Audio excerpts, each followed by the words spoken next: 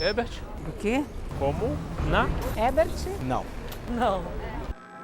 Versão brasileira, Herbert Richards. Muitas pessoas nem sabem, nem acham que é uma pessoa, né? O senhor que é o Herbert Richards? Sou. Eu liguei lá no estúdio e peguei na lista telefônica, liguei e perguntei à secretária se Herbert Richards era uma pessoa, se era uma entidade, uma instituição, um grupo estrangeiro, porque eu não encontrava nada sobre ele. Ela me falou, olha, ele é o dono da empresa, mas ela falou, olha, adiantou, achava que é difícil ele dar entrevista. Ele me recebeu nos estúdios, a gente conversou 4 horas mais ou menos, ele me contou a história dele toda. Assim, eu achava que ia fazer uma entrevista sobre dublagem, mas encontrei um cara muito importante na história do cinema brasileiro. Papai com 16 para 17 anos, sai de Ribeirão e vai trabalhar com o tio no Rio.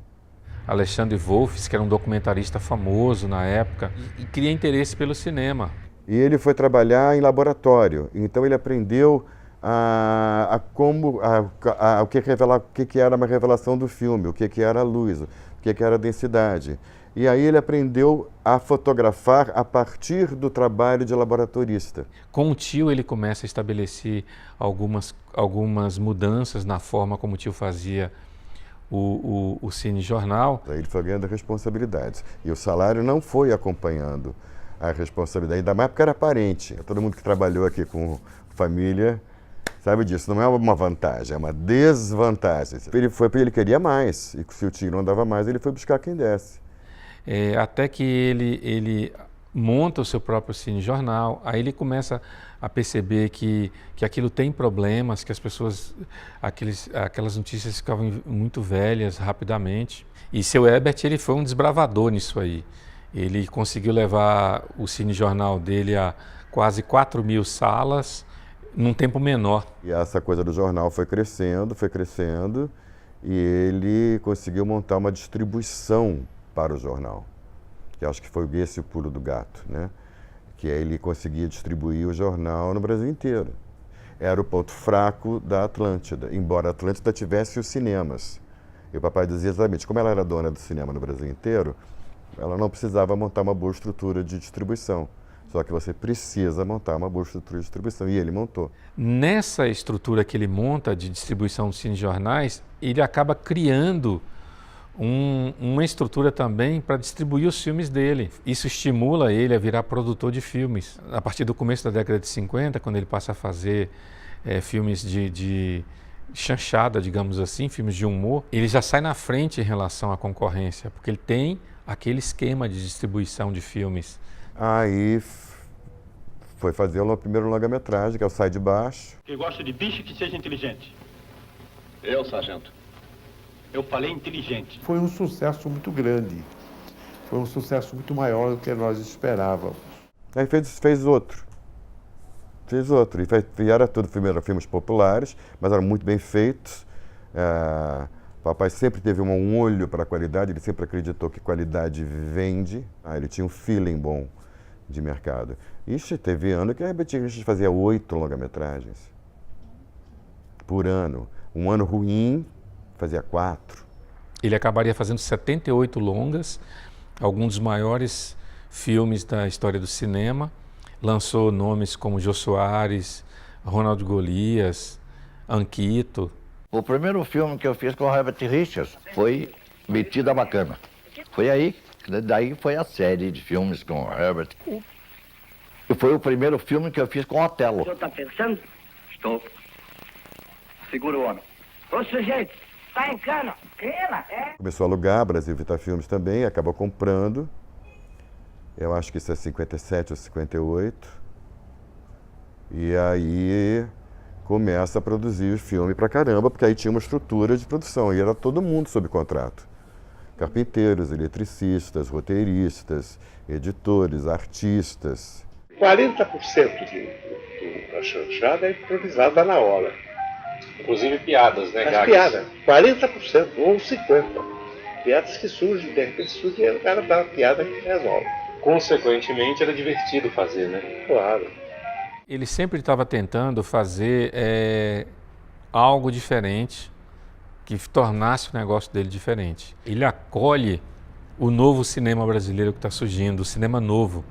Então ele entra na produção do Pagador de Promessas, e ele produz Assalto ao Trem Pagador. Por exemplo, Assalto ao Trem Pagador é um filme de bilheteria, é um filme comercial, é um filme muito bem feito, mas é um filme bom, é um filme com qualidade. Eu conheci o Nelson, eu conheci quase todos da Atlântica.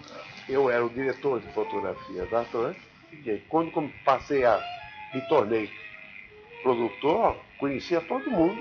O Herbert me convidou, me perguntou qual é o filme que você quer fazer. Eu falei, Vidas Secas. Aí, então vamos embora. Entrou na produção de Vidas Secas.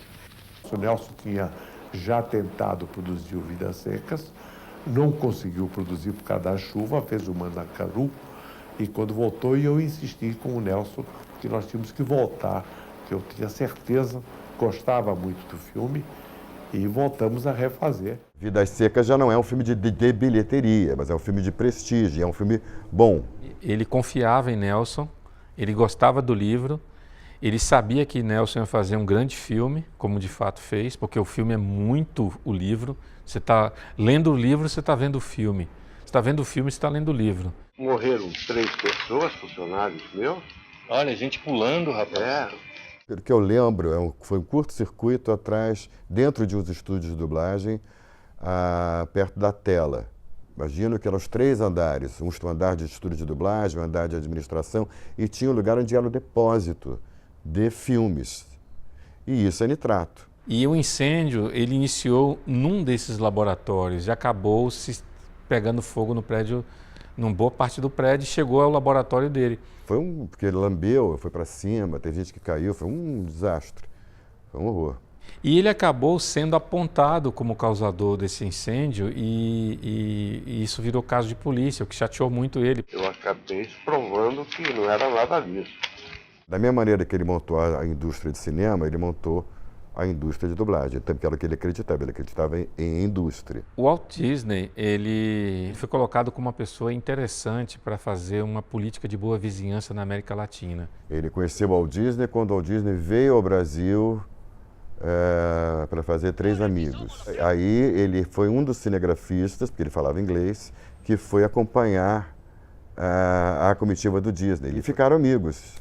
E aí, em 57, 58, por aí, ele faz uma viagem aos Estados Unidos, e nessa, eles conversando informalmente ali, Disney perguntou se ele não gostaria de dublar os produtos dele e ser um representante dele no Rio de Janeiro. Aí o papai começa a fazer televisão com o Zorro, que foi um sucesso, e o papai também representava a Disney aqui. Pega o Zorro, que era o grande lançamento dele, dubla.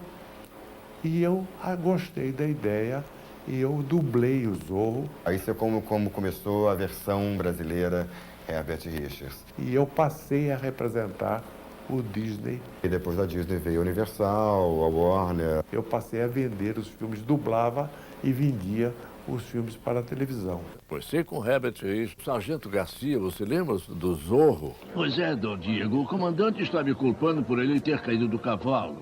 E tudo por causa do seu amigo. Pegou fogo a Globo. E o Boni, que era o meu grande cliente, que dele é, eu preciso dos estúdios, senão não podemos parar a dublagem. Eu parei o filme e ele entrou para fazer. Entrou e ficou lá 20 anos fazendo. Mas foi um incêndio de grandes proporções que destruiu todos os estúdios da Globo e uma boa parte da administração. Quando a Globo pega fogo, ele oferece como amigo. Ele não tinha pensado, vou alugar. Ele nem alugou, ele cedeu os estúdios, senão a Globo tinha que pôr no ar. A Globo praticamente se estabeleceu lá, né? Então a Globo ficou lá 21 anos, de 1976 até 1997, quando ela inaugura o Projac.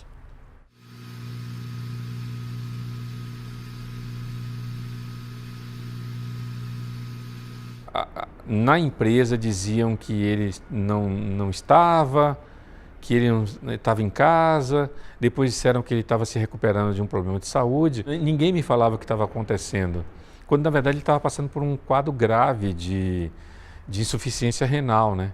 Inclusive estava em cadeira de rodas. E aí, 3 anos depois, a empresa entra em falência, acaba. Do momento que papai foi embora, a gente falou, cada mês que fica aberto só acumula dívida. Pra você ter uma ideia, o mercado paga de 130 a 150, o diretor ganha 40. Essa conta já não fecha só com uma pessoa. Ele, a firma, era um organismo só. Como algumas pessoas sabiam que eu tinha feito o livro, elas começaram a me mandar links dizendo, olha, os estúdios foram destruídos. E um incêndio atingiu o prédio onde funcionava o estúdio Herbert Richards, que já foi o principal produtora de dublagem da América Latina. Uma pessoa inspiradora, no sentido de querer sempre fazer o melhor e não ter medo de fazer. Quando eu era criança, achava que ele era um herói. Quando eu era adolescente, achava que ele era um babaca. Né? Quando eu fiquei adulta, voltei a achar que ele era um herói. Assim, um pai, um bacana, amoroso, carinhoso. Como de vocês, espero.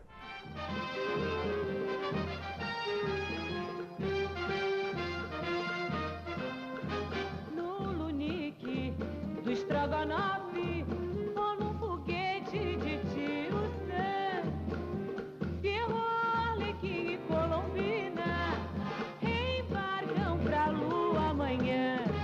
No lunique do estrogonofe, ou num foguete